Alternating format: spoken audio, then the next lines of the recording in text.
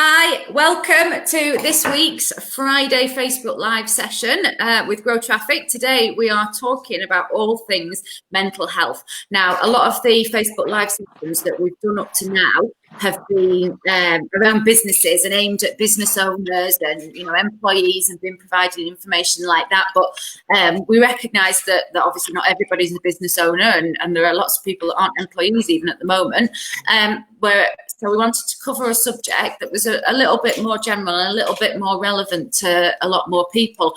And mental health is one of the things that people are struggling with the most at the moment. Obviously, we're all in a unique situation. None of us have been here before. We've got extra stresses, things that we've got additional things to worry about. A lot of us are locked up with our families, which is lovely. We've got work pressures, money pressures, whether you've got a business owner, you've been furloughed, or whatever situation you're in. We're all a bit worried about how we're going to pay the bills and what's going to happen, how we're going to come out of this. So it is a really, really stressful period. And that's why this week we just wanted to talk generally about mental health and offer a little bit of advice and our personal situations and tell you how we're getting through it. So we've got a really good team on the call today. I'm going to let them introduce themselves in 1 second.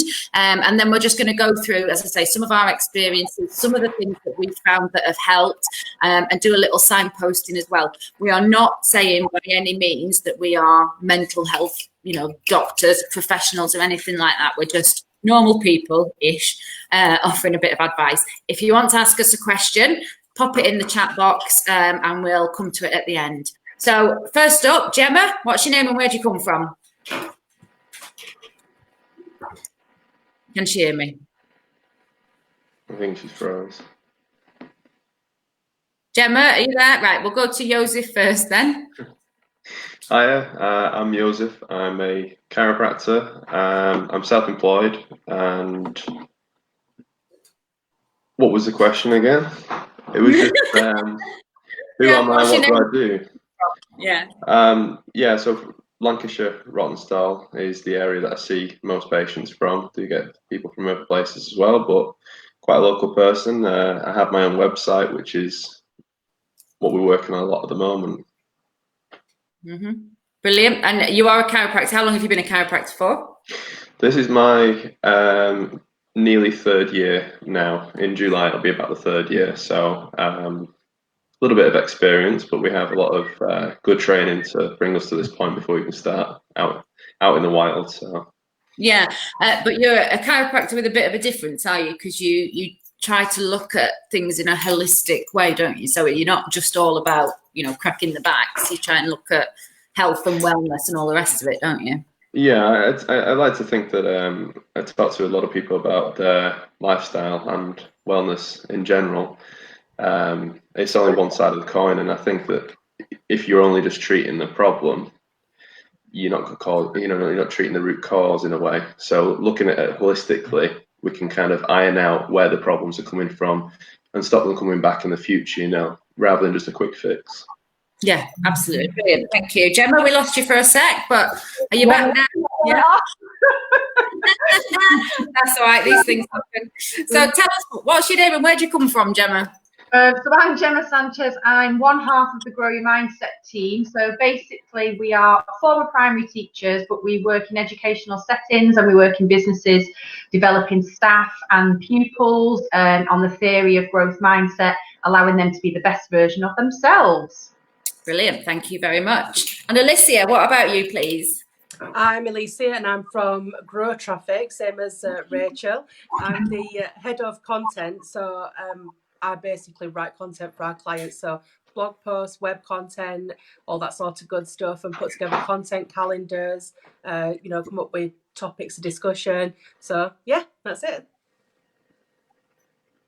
But you are here today because mental health is one of your things that you care about, isn't it? And you first of all, you're here because you wanted to be dead brave and do some public speaking, but you're also interested in mental health, aren't you? So yeah.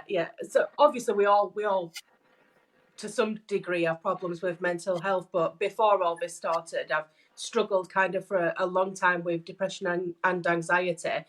So it's something I've managed to, come up with coping strategies and get a handle on. So I'm by no means an expert. It's just what works for me and little things that I've come up with over time to kind of help me get through, especially really tough situations like this where it's tough for everybody, but especially people who've got existing mental health conditions, it can be really, really tough at the moment. Yeah, absolutely. I think that's a key thing. Like we said at the beginning, none of us. Well, actually, Gemma's probably a mental health professional, isn't she? So you do. Well, you have a business that's about mental health, and you get paid for it. Ergo, you're a mental health professional. But as I say, none of us are doctors, but we all have a kind of personal story, and in our day-to-day lives, we are coming across mental health and well-being and keeping people well. So I'd say we've kind of got personal stories. So I'm going to go around again now, and I'm going to ask you, what is your current situation? And that means, literally, how are you doing at home? What situation are you in, whether you're in lockdown or furloughed or whatever? But also, what have you got any personal experiences with mental health? Tell us your story. So, Joseph, I'm coming to you first again. At the moment, I'm completely out of work. I live with my sister who has a heart condition, and we know that, already people who already have the conditions are under greater risk. So I didn't feel safe going into work, hands-on therapy as well, really likely of catching things and then bringing it back into the house. So at the moment I'm completely unemployed, as it were. We're hoping to get the self-employed grant thing, but we'll know when we get that, I think. At the moment I'm just concentrating on my own blog and building up skills such as, working on more research and things like that. So trying to learn more in the time that I've got. So sort of like a bit of a sabbatical, if you will. In terms of how I've worked with people with mental health conditions before, well, it does come up a lot when you're dealing with pain. There's a massive overlap in that regard. I've seen patients who have come in and they feel like their back's out of place or something like that, and it could be something entirely different as well. Physical manifestations of pain can be purely mental sometimes, and trying to figure that out with the patient can be quite rewarding, and it sort of takes you down a different path than just cracking someone's back. For an example, I worked with a patient who had schizophrenia not too long ago, and they would come in and tell me that they feel like the back's all distorted, and they had that self-impression, and always felt like they were damaging themselves and they was moving and things like that. So working with them and getting them past those mental obstacles was what got them back onto the route of recovery. So seeing patients with things like that, there's always a mental aspect. If you've even hurt your back just lifting something, you're always going to be apprehensive before you go back to the activity that caused it. So there's always that in mind when I'm doing my treatments as well. Brilliant, thank you. I lost my internet then, so I don't know what on earth is happening with the internet today. I'm sorry, we're all dropping in and out, so please bear with us. We're doing our best. So I'm afraid I missed most of that, but I'm sure it was very enlightening. Gemma, what about you, please? What's your personal circumstances? So personal situation is obviously a lot of our work is based in educational settings. So until those educational settings reopen, I'm at home for the majority of our work. We are just in the process of sorting out some Zoom calls with businesses that we're working with. But for me, it's not the same because I'm a really practical, hands-on person, and we always get staff and children to do things and work in small groups and use equipment and things like that. And on a Zoom call, you just sort of lose that feel, really. So in terms of other work that I'm doing, a bit like Joseph, concentrating on the old blogging, updating the website, Homeschooling, my daughter's pretty much sorted. She's 13, just cracks on. My son, it's like pulling blood out of the stone. But we've got into a routine now, which is really good. So yeah, we're doing that, and just like Joseph again, using the opportunity to do some research and book reading and stuff like that. Really, in terms of mental health and people that we've worked with, we talk about mental health a lot in the training that we do, and the link with mindset and your mental health, and the research that's out there now to say that if you predominantly have a fixed mindset, which is this attitude of I can't do this, I don't like this, I feel threatened by people, I don't like making mistakes, and feeling stressed all the time, that obviously over time has an impact on your mental health. And what we're trying to promote is how to nudge ourselves to be more growth mindset, because that has a significant improvement on your mental well-being. Not to say that you won't get stressed and depressed, you will, but you'll deal with those emotions a lot better. So that's the sort of feelings we've had in our line of work. I suppose that's quite interesting for you, isn't it? Because that is, this is literally the time where you have to put into practice what you preach.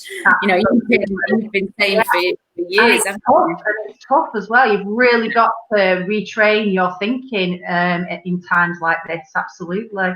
Yeah, we will come back to that as well. Thank you, Gemma. So, Alicia, what about you? What's your situation and how are you coping? At the moment, I'm furloughed, so I've got all the time in the world to sit at home and panic.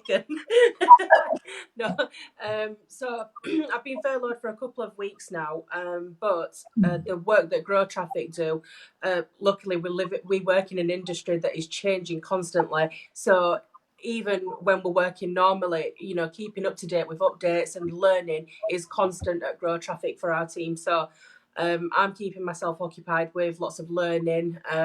I've been doing some free courses because there's a lot of providers have dropped charges for various training courses in SEO or blogging or things like that. Partner's still working, so the majority of the time I'm still on my own at home as well, but I'm kind of used to that with working from home. And aside from that, I'm kind of just focusing on keeping my stuff together. I'm not looking to be amazing or change the world or learn to play the guitar or to become an artist overnight. I'm working on just improving, my daily mental health and just keeping strong, really. Yeah, and I think that is really important for you because you, like you say, you've suffered with your anxiety for quite a long time, haven't you? But I think there's been quite a few articles recently about the what they call it, the lockdown paradox, about how people who were really, really anxious and panicky before lockdown went into effect actually are quite calm now because they're kind of thinking like, right, well, I've prepared for the worst my entire life, thinking it's going to happen any day, and actually now the worst has happened. Yeah, nowhere else for my panic to go, so I just sort of calmed down. And I think you've experienced a little bit of that yourself, haven't you? Rachel will attest that I started panicking about the current situation probably at the end of January. So while everybody were kind of ignoring it, I was already in level 100 panic in January, and I kind of reached a peak at the end of February, and it's come down and down and down to the point where I'm kind of now in acceptance and moving on almost, and accepting that this is what things are like now, and I've become quite calm. Because some of the things that stress me out daily have been removed as well. I find things really nerve-wracking, such as even going shopping can be worrisome for me. So removing a lot of things like that and just being able to stay in the house is actually quite calming. Yeah, she's right though, because Alicia did. You bought a face mask. I think the face mask arrived in February, didn't it? And she put a picture in our work WhatsApp group, and we were like, "Oh, for God's sake!" Like there's been pandemics before. We were all fine. Nothing's going to happen. Life isn't going to change. Calm down. And then when lockdown happened, she was like, "See, told you." We were all wrong. Vindicated after all these years. But yeah, no, I think that's a really, really important point there, though, isn't it? That, that whole thing of the beginning of people were saying, oh, Isaac Newton discovered gravity in lockdown, and Shakespeare wrote Hamlet or whichever in lockdown, and now we've got all this time and opportunity. And actually, it's not about that. It's not about learning a new language or learning to play a musical instrument. It's just about keeping yourself sane. Because although we think like, oh, we're at lockdown, we've got so much more time on our hands, you actually haven't. You've got, family and friends are here. I know, with those of us with kids, we've got kids there that are homeschooling. There's still stuff that needs to be done. So it's not like you've got, well, in my case anyway, it's not like I've suddenly got a lot more time on my hands. And it's just about then managing all of those extra stresses and extra pressures, isn't it?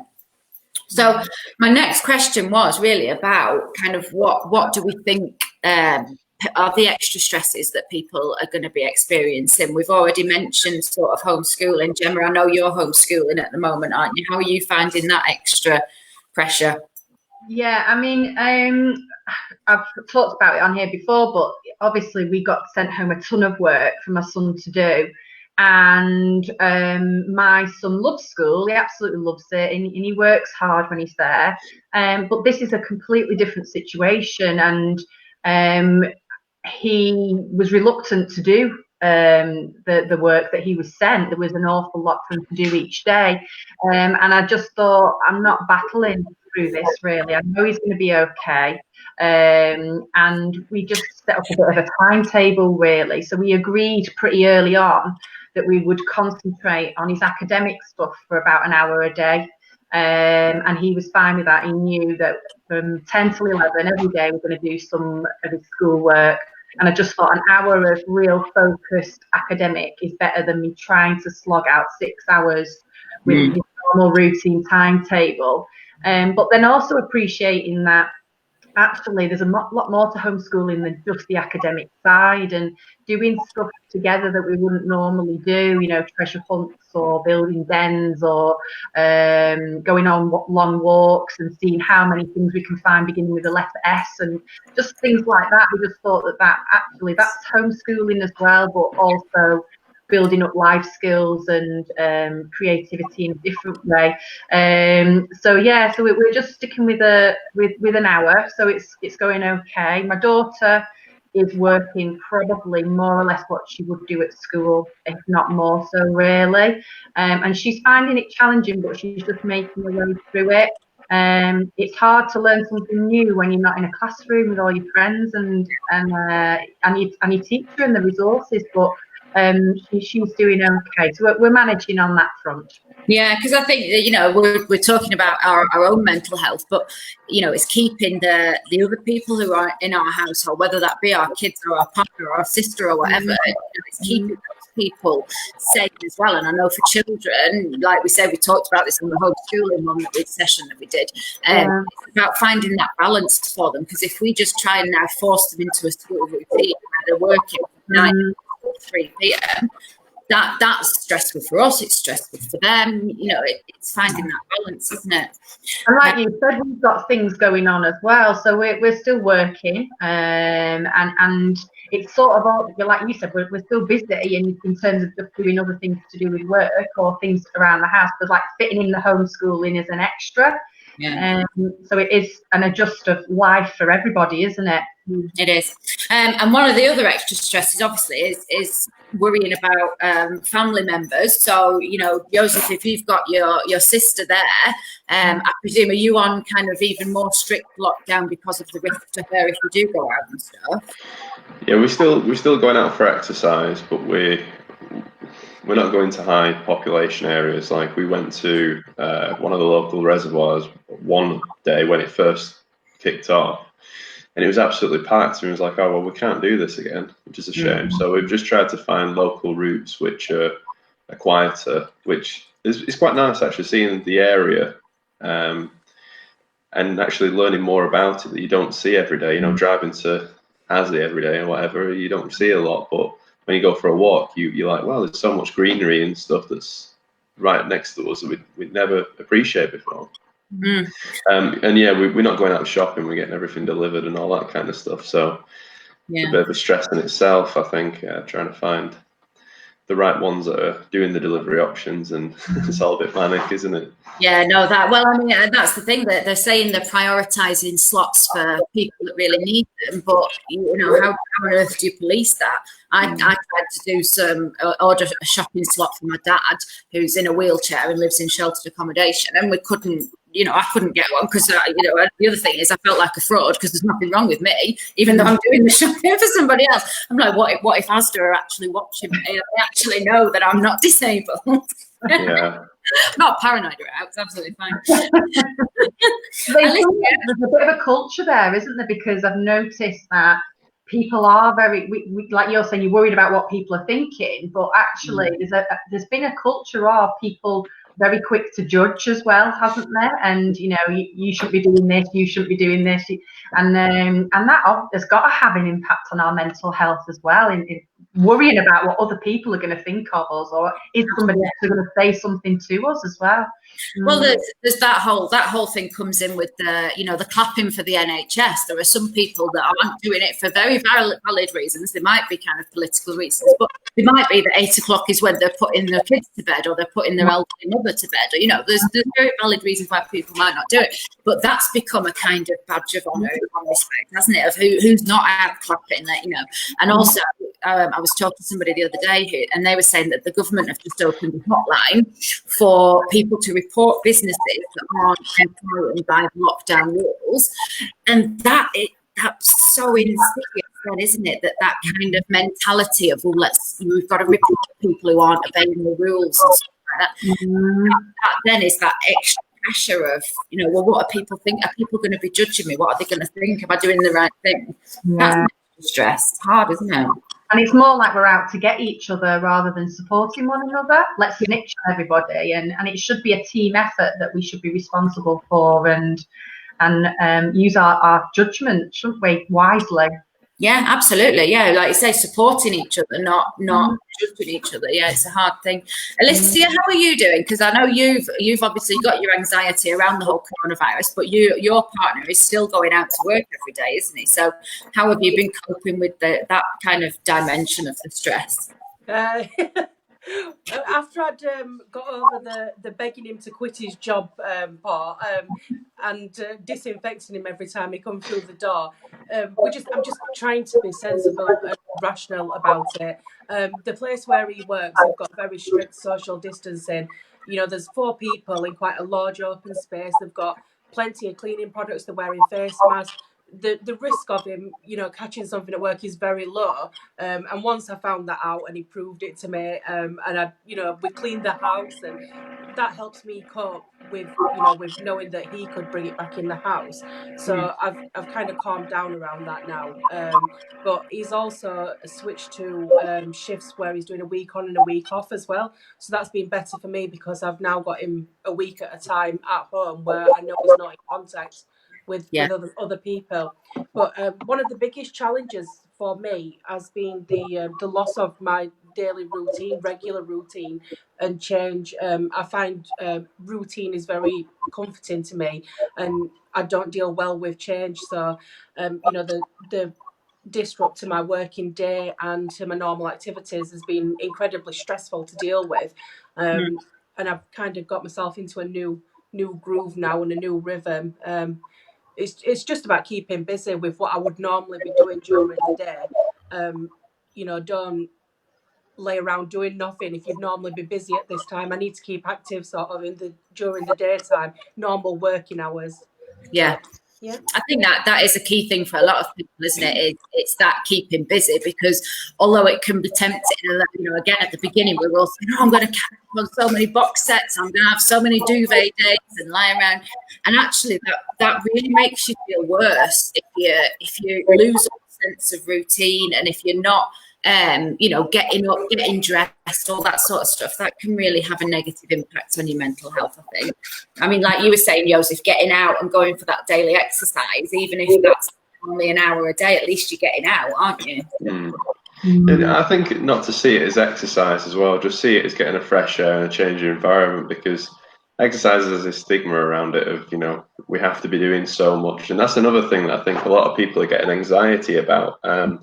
Everyone's putting out these home workout things, and it's good for people who use them. But I think a lot of people will feel like they're falling behind, and they're not keeping up the fitness. And that can be a big stress in itself. So don't think about it like that. Just think about, I'm going to get out, I'm just going to walk around, I'm going to, burn a few calories.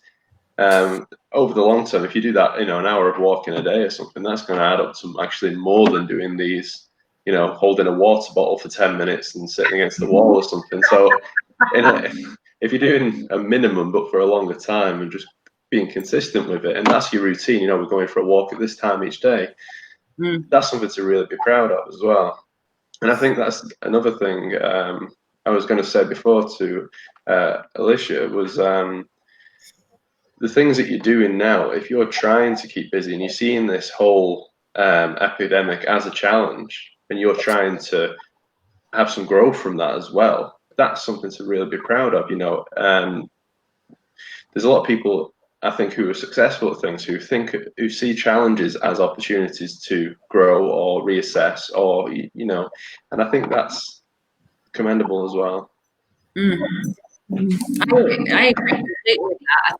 Like I said at the beginning, when people had this expectation of, oh, you're in lockdown, you've got to write a symphony or whatever, and that then makes people feel worse, because then you think, well, I haven't done anything today. All I've done is keep children alive, and we're all clean, and we've been for a walk. Actually, that's an achievement in itself, But again, we get then this like a scale of comparison of, well, who's done the best things? Well, I've walked around your garden 50,000 times and raised 5 million quid for the NHS, or 20 million or whatever. I'm not taking it away from him. He's done an amazing job. But then you think, well, I haven't done anything. I haven't raised any charity. I haven't ridden my exercise bike for 6 hours. So I must be really failing at this. And actually, it's not about that, is it? You've got to find the reward and find the kind of contentment in the little things, and say, all right, well, I've done this today, and that was better than yesterday. So yeah, exactly. Yeah. There's also like this idea of perspective as well. We just put a post out today just on this very thing, that actually we sometimes look at something, but we just immediately see the negative upside of it. So our post was to do with looking at children and how stressful it is, and it's been awful, and you've hardly done anything, you've not done any work. But then actually, if you flip the script and think of the perspective of that, like you said, Rachel, we've looked after our family, we've been fed and watered, we're all clean, and actually we've had quality time with our children. That's more positive than the first initial thought, but we're just driven to think negatively all the time, which is challenging. And I think somebody's made a comment about kind of negative influences from social media and stuff, and I think that is a really important thing, because again, that's insipid, and social media in itself is not negative, and it can be an amazing tool. And I think a lot of the people on it aren't intending to be negative, but it's that whole, again, comparison thing, isn't it? Where you start comparing yourself to others, and people forget that on social media, people only present the very best of their lives. They only present, this is the thing that we've made with our children today, or this is the 5-mile walk that we went on. They don't show the bit where they're sitting in the bath crying at night time because they're really, really fed up, or the children are having a screaming match and slapping each other around the head with shoes. Nobody puts that on social media. For me, I found it really, really useful to have complete breaks from social media. Not so much because I'm comparing myself to other people, it's to get away from the news and the politics and the judgment of other people. I found that having rests from that, and I'm not great, I'll come off Facebook and I'll be back within 7 days because I can't resist it, but even just a 7-day break, it really just takes you away from, you just don't realise how consuming social media can be. But what you also don't want to do is isolate yourself away from people, because social media is also really useful at a time like this. But I found it's helping me more to have private social networks, or use apps such as House Party, so you can speak to the people you want to interact with, rather than being overloaded with information from everybody. Is just have that contact with a small group of people. Yeah, I think that is a good point. Yeah, because I mean, Hannah, she was saying that where she lives, because although we're a lot more rural than Hannah, where she lives, because they've got quite a long back garden and a long front garden and a big hedge at the front, they can't actually see any life from where they are, and they live down quite a rural road as well. So, you know, well, although we're on the edge of the moors here in Bacup, we're on a main road, so we've got people walking past all the time who we're talking to, whereas Hannah doesn't see anybody. And so if you are in that situation, social media can be a really great tool. And there are, you know, like say apps like House Party or even Zoom, things like that are a great means of talking to people, but it's striking that balance, isn't it? And doing it on your terms as well. Gemma, I know you've been having a weekly house party, haven't you? A weekly pub quiz with your family. Yeah, we have. We've kept that up, and it's been lovely. So far we've had we've done a pub quiz, a proper pub quiz with a number of different rounds. Obviously, this is all over Zoom. We've not been to anyone's house. And then my niece did a COVID-19.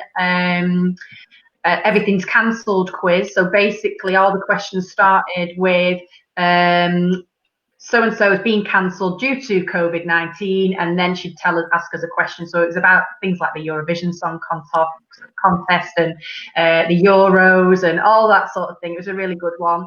Mum and Dad did one last week, and this week my kids have written one, and they've done a pile of family-based questions.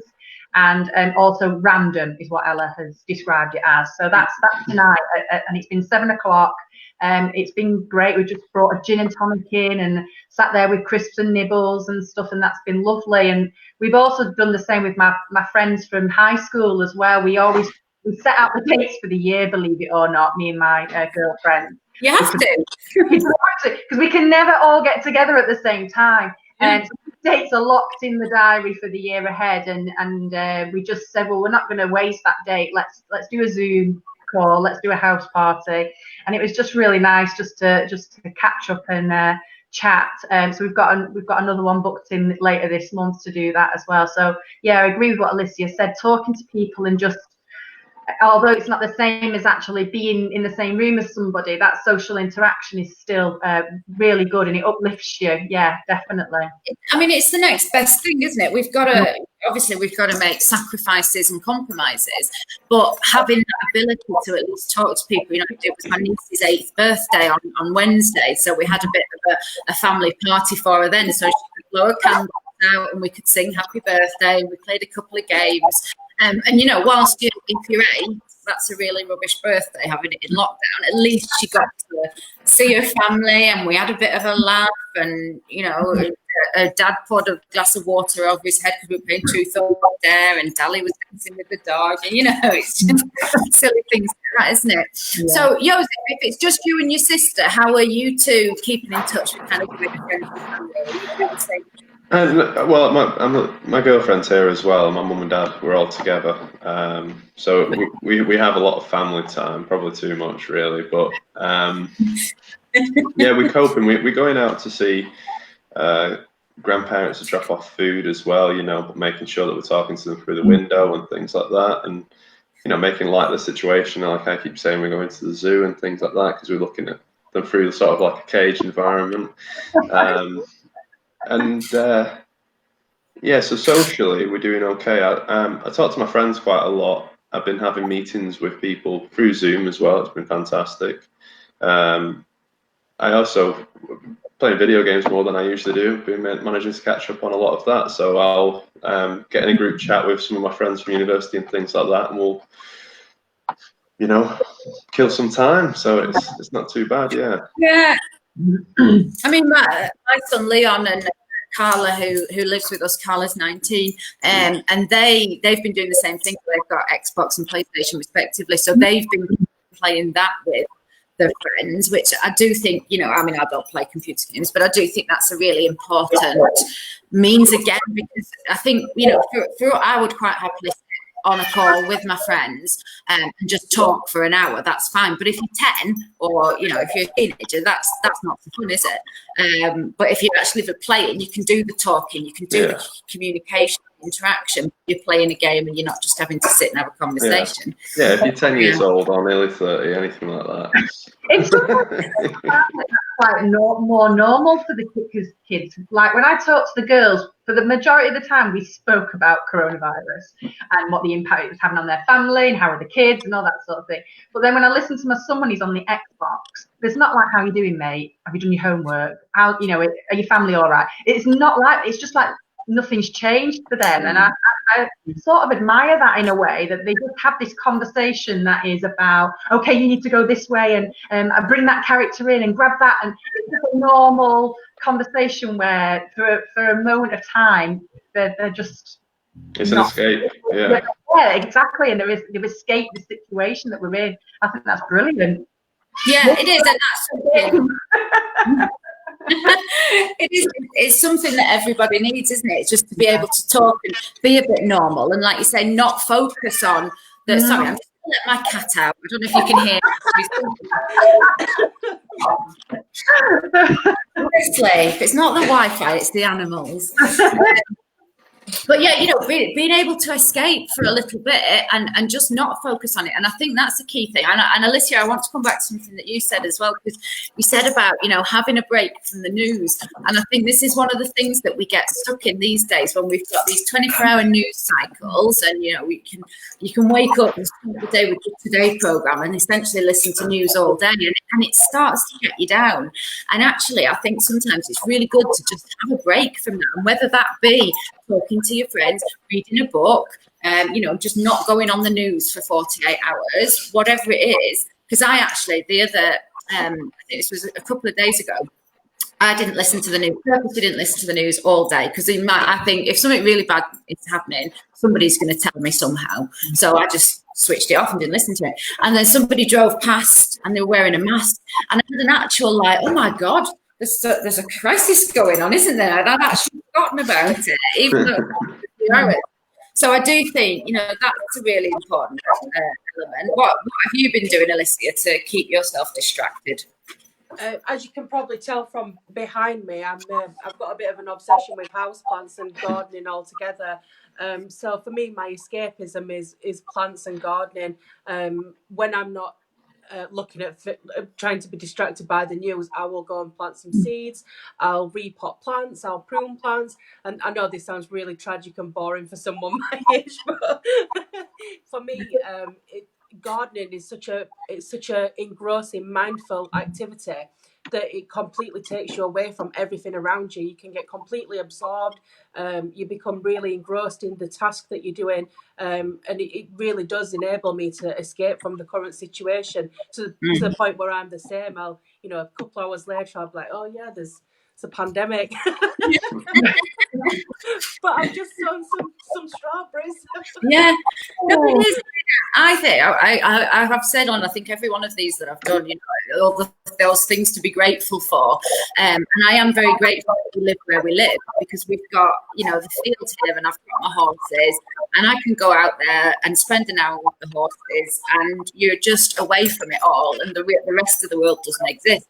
And I know, you know, not everybody has acres of land and horses, I get that, but I think finding something that just takes your mind away from it is so important. I presume, is that something that you kind of teach in your job, Gemma, as well, is, you know, distraction techniques? And yeah, well, it's funny, we always have a bit of a laugh about distraction as well, because there's twofold, isn't there? In your classroom, when a child comes, you've set the work and a child comes to you and says, can I sharpen my pencil? They're using a distraction technique, so they don't want to do the work. So sometimes it's not good, but on other times, I love Alicia's thing with the garden. That is something, I'm going to change my words, that is something I need to develop, is my gardening skills, because I literally ripped my garden up and just had grass put down, because I just kill everything. House plants, I'd love them, but I just kill everything. Yeah, in fact, but finding a distraction, something that is does take your mind off things is really important. But actually, you'd be proud of me. I did replace the plants in my front garden yesterday with the kids. So hopefully, fingers crossed, I put loads of compost down, and it's rained loads, so I'm hoping they're going to survive. But that was a really nice opportunity with the children, and I've picked up a book that my dad gave me. He wanted me to read a book called The 12 Rules of Life. So I've been reading that. It's been heavy going, but that's taken my mind off things. It's good to just escape from that. We're just sticking to watching the news at 10. We're not looking at anything during the day. We're just thinking we'll just do the update and then that's it. But yeah, because otherwise it takes over your life almost, doesn't it? Yeah. I used to get up in the morning and we'd always have Radio 4 on the Today programme. And I used to feel like, do you know what? Every morning you'd listen to it, and even if it wasn't particularly bad news, you'd just start worrying about things. And I decided, I was like, right, do you know what? I'm not anymore. From now on, I only listen to music in the morning and music that I love. And I just find that sets my day up so much nicer.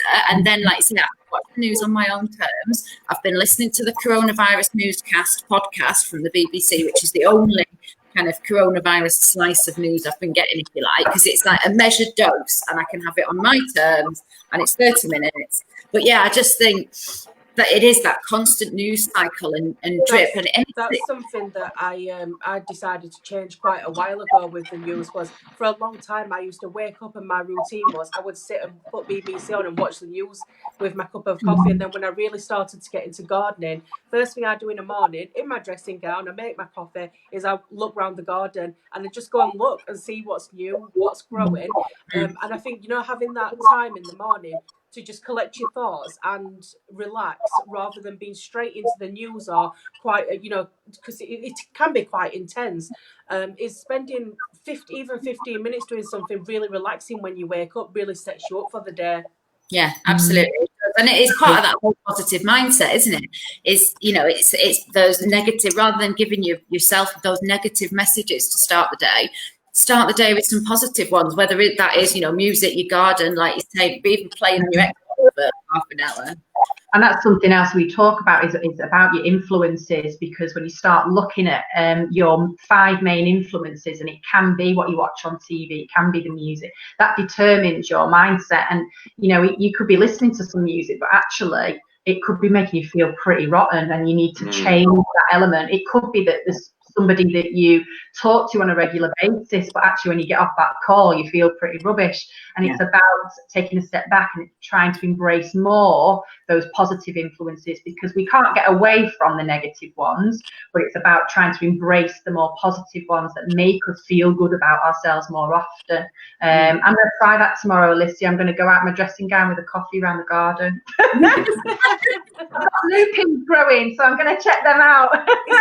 Honestly, just notice things. If you just take the time to notice really small things every morning, it really kind of grounds you and makes you feel good for the day.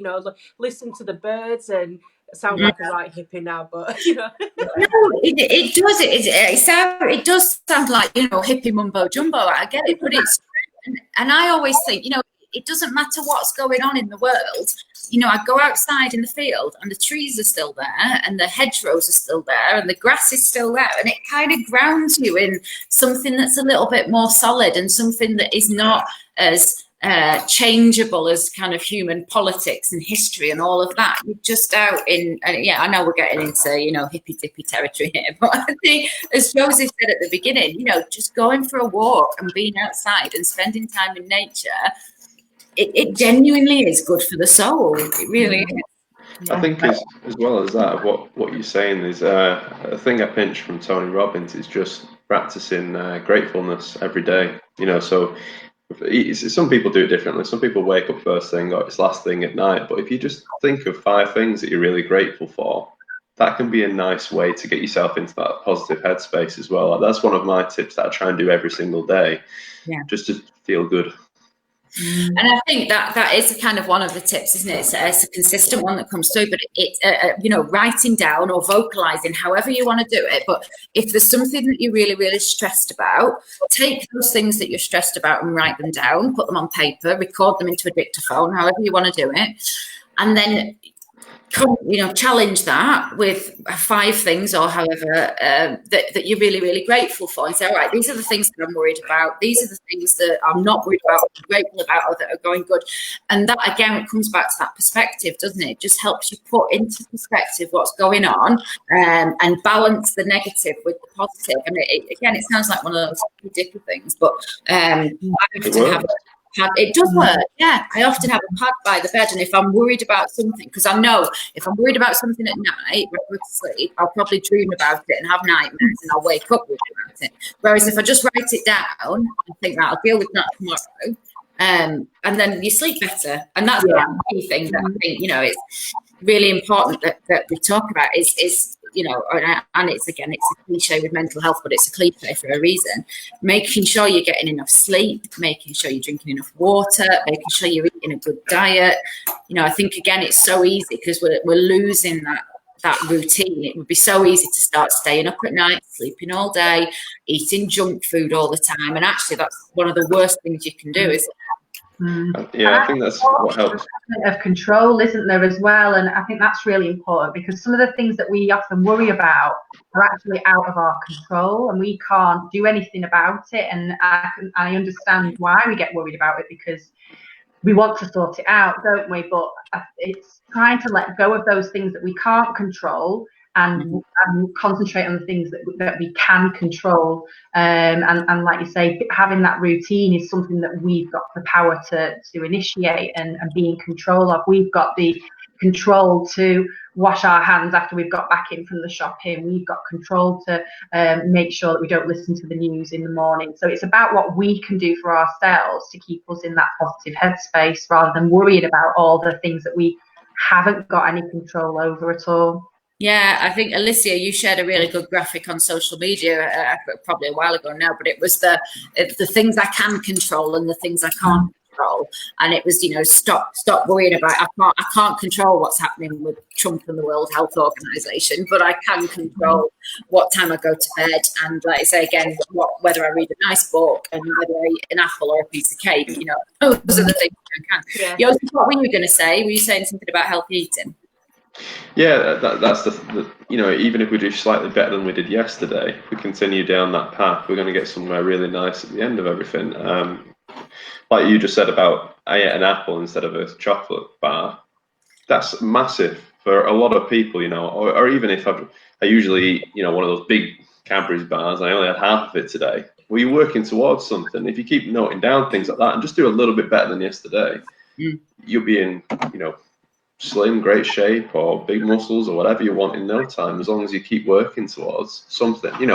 Painting as well. Like, I do a lot of painting in my own time, and it was quite stressful to start with, because I'd see images and I would look at my thing and I'd be like, man's awful. It looks like a child's painted it. And, painted someone and it looks like a burn victim. Why is it coming out like this when I'm not intending it to? But if you just enjoy the process and go, oh, actually, I did this thing right, and then you have a working set of, like these pictures, if I line them all up, look at what I've improved on. And sometimes that's so hard not to know unless you write it all down. Like you said, keep the notebook there. If you write it down and say, my Fitbit, I did 8,000 steps yesterday, but I did 10,000 today, fantastic. It says that I've eaten less on my macros or whatever it may be. But if we just keep focusing like that, it's positive. Yeah, and I think that's really important, because it's not about, it's not about not letting yourself have treats or anything. We've been ordering kind of all the little cafes and stuff around us. We're really lucky with some amazing ones. Once a week we've been ordering a treat for ourselves so that we have a bit of a takeaway, or we have some cake or something.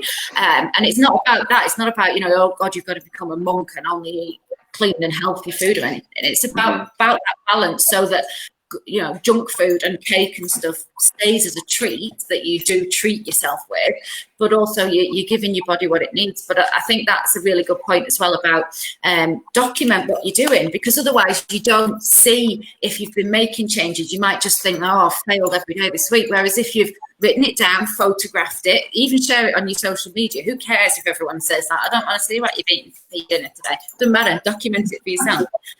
And then you can look back then and say, actually, you know, this is what I have achieved. And again, it's back to what we were saying at the beginning. It might only be small achievements, but that's, you've done it, and that's the main thing, isn't it? It's about rewarding yourself for doing well, really.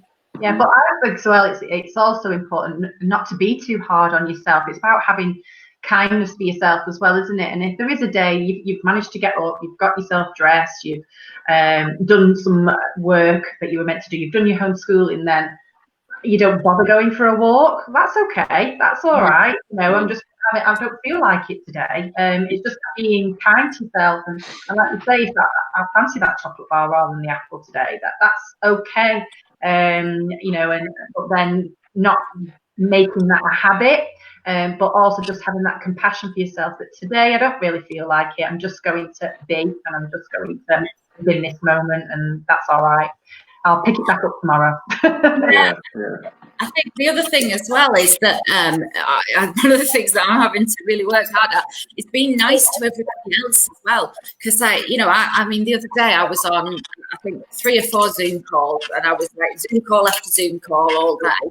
And the minute I finished, like your head mashed at that point, and I was like, right, I just want half an hour. I want to go outside. I want to have a drink. I want to have a cigarette. I want to sit on my own quietly. And Leon came in, and Leon was going, blah, blah, blah, blah, you know, I've done this, I've done that, Lord, I've made, blah, blah, blah. And part of me wanted to go, God, Leon for like a minute. But actually, he's been on his own for all of that time and he's entertained himself, and he's done, you know, he's left me alone to do my Zoom calls. And now he wants some human communication, and he wants to talk to me. And it's putting all of that into perspective to say, actually, you know, it's not just about me at the moment. It is about everybody else. You know, you've got to take their feelings into consideration, because we're all on, like as Joseph said, you know, we're getting more family time than you normally would get. We are all on top of each other, aren't we? So it's about considerate as well as. I think helping support other people as well can actually be helpful at a time like this. You know, I've got a few friends have approached me who've never experienced anxiety to any degree before, and it's got really bad since lockdown began. So they've got in touch and said, you know, how do you deal with things like panic attacks? And for me, I found that not being an expert, but by being able to give them some help and advice, showing compassion and kindness to other people really does help me as well. You know, you can make somebody else feel good, you can help them through something, and you're helping yourself in the process. I think, yeah, as well, and lots of people are finding that volunteering's helping at the moment. I know quite a few people who volunteered either to man phones for charities or to do, you know, deliveries of food parcels, that sort of thing. And especially for people who are on furlough and are used to being busy, that's a really important aspect, isn't it? To give you some structure to your day. But like you say, if you feel like you're helping other people, that's massively beneficial from a mental health point of view, isn't it? Okay, we are kind of quickly running out of time. So we've got a couple more things I'd like to cover. One of the questions I wanted to ask was, have you found any kind of mental health apps? Is there anywhere that you think people could go if they need help? Anything that useful? I mean, obviously, we would say if you're really struggling with your mental health, then you go and see your GP, because although they're not doing, you know, normal appointments, they are still there. They're doing telephone appointments, so that's the first point of call if you're really struggling. But has anybody found any other kind of apps or places that have helped them? I've just not used anything myself, but just with the work that I'm doing, I've just come across quite a lot of stuff on the BBC, which has been really useful. And in fact, Stephen Fry has been about quite a lot. He's obviously involved with the Mind charity, but and suffers with depression and anxiety. But he was talking the other day just about what he was doing in terms of just reminding yourself to slow down, because we were always running around so much in our normal day-to-day life that now we're hit with this day where we've got to fill it with things that we wouldn't normally do. And he was talking about how he consciously slows himself down and appreciates what he's actually doing. He was mentioning about cooking, and he chops the onions up and puts them in one bowl, and he chops something else up and puts it in another bowl. He says, I don't need all this washing up. But he said it just slows the process down, but makes my day full. And I thought that was really good advice. And that was on the BBC. I think it was on, you might have been on the news, I'm not too sure. And then I was also watching another psychologist that was on the BBC, and she was talking about the 5 C's of mental health, and she was talking about control, how you worry about the things that you're in control of, how you care for yourself, you have this routine that you build up. She talked about continuity, so she was saying just do things that you would, as many things as you would normally do, fit them into your day, like watch a box set or listen to the radio or whatever. She was also saying about creativity, but don't go out and do a symphony, but just use that time to do something that you know you want to do, like Yosef's taking up his painting again. Mine was like my website. I knew that was something I wanted to do, so I've been able to do that. And then her last one was compassion. So she talked about the 5 C's, and I thought those were really, really good tips. And I know they're updating lots and lots of things on their website all the time, and that's the BBC. But you've also got your own, haven't you? You're doing your own interviews at the moment. Yeah. So we're doing our interviews on trying to do it on a weekly basis at the moment, with us obviously being off. Maybe that'll probably just go to a monthly basis.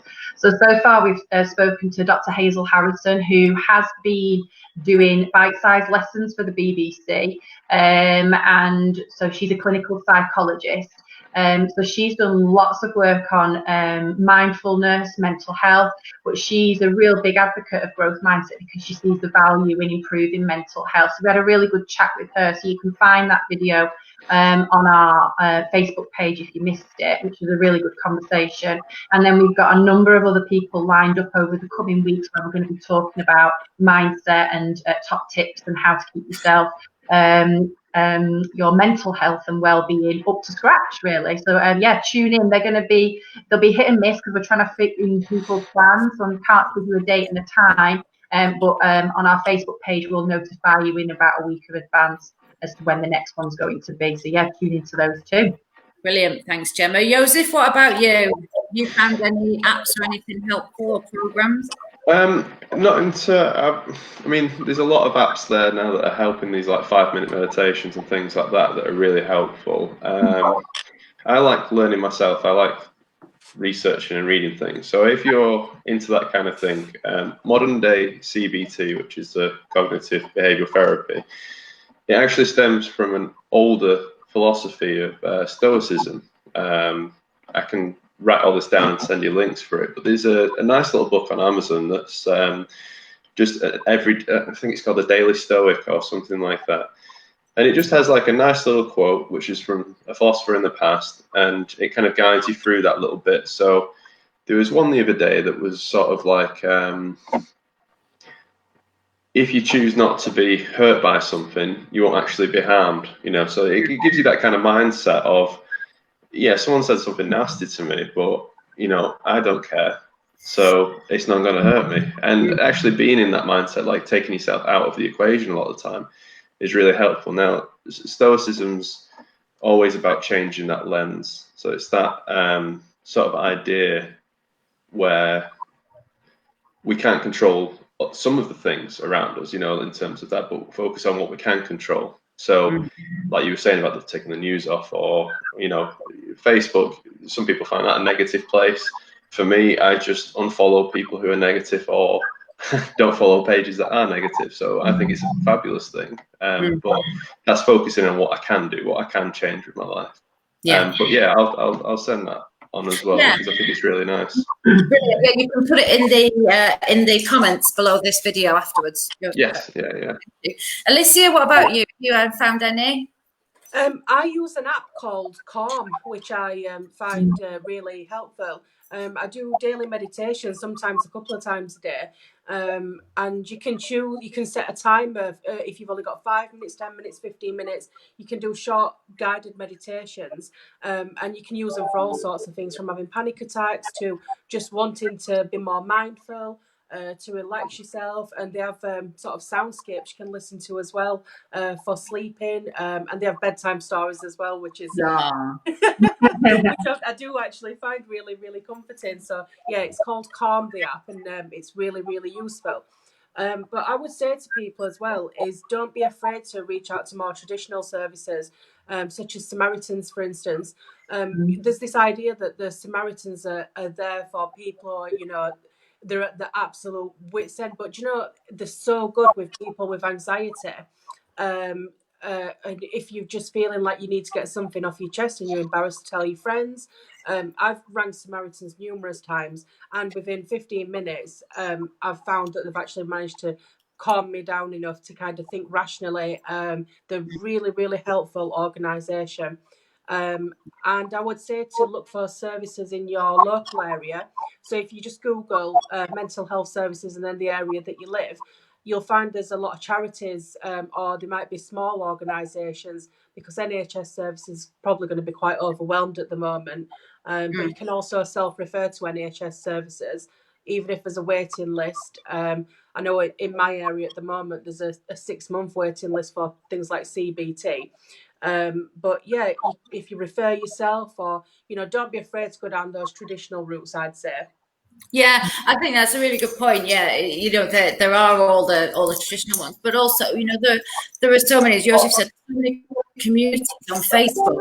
You know, if you find your tribe, especially if you've got a thing, like, you know, if you've got a condition or a name for it or something, there will be a support group. Even if there isn't, you know, just find there will be communities around what you do, and people, you know, everybody is in the same boat. Everybody in the world is suffering with this to some greater or lesser extent at the moment, and there will be somebody who's willing to have a conversation with you. And sometimes just having a chat with somebody who isn't, you know, in your household or whatever, is all it takes. You know, you don't have to, obviously if you need counselling, you need some proper mental health support, then get it.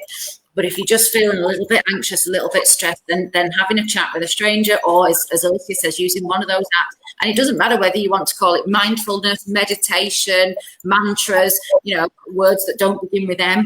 You know, use whatever word fits in with your philosophy.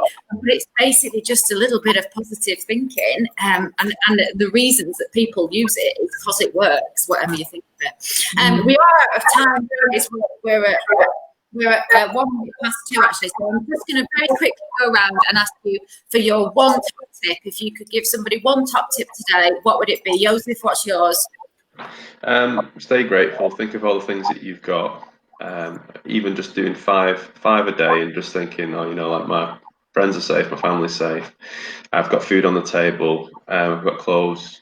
Electricity still working, we've got Wi-Fi. Those are the kind of things. It might be really basic, but focusing on something like that can really get you happy. Absolutely, yeah, thank you. Gemma?